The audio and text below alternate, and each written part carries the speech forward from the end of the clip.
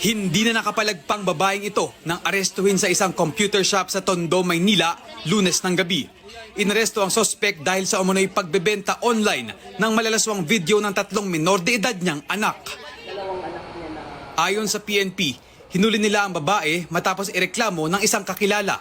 Luwabas na hiniram ng sospek ang cellphone ng nagreklamo at nakalimutan nitong i-log out ang kanyang social media account nang isauli ang cellphone. Doon na tumambad sa may-ari ang mga mensaheng naglalaman ng masiselang video. Nagulat siya. Then natakot din siya. Sabi niya, natakot ako ma'am kasi baka mamaya pagbintangan ako. Kasi nga, ginamit yung cellphone niya. Agad nagsagawa ng rescue operation ang PNP at nasagip ang 2 minor de edad. Na nakita din namin doon sa videos na ginagamit niya sa mga porn videos. Isang 10 na lalaki at saka isang 7. Sabi pa ng PNP, nasa 10,000 piso ang pinangako ng parokyano ng sospek kapalit ng mga malalaswang video.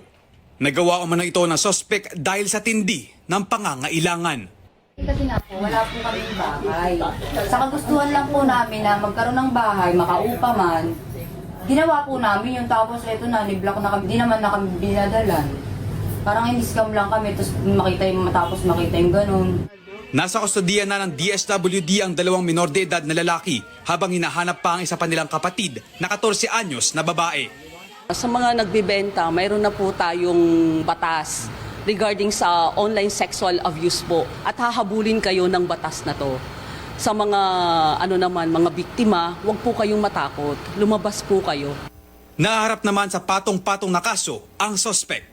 Christopher Sitson, ABS-CBN News. Tuloy-tuloy po ang ating pagpapatrol sa bayan mula Lunes hanggang Biyernes sa TV Patrol. Alas 6:30 ng gabi hanggang Sabado at Linggo sa TV Patrol Weekend. Sa bago nitong oras, alas 5:30 ng hapon.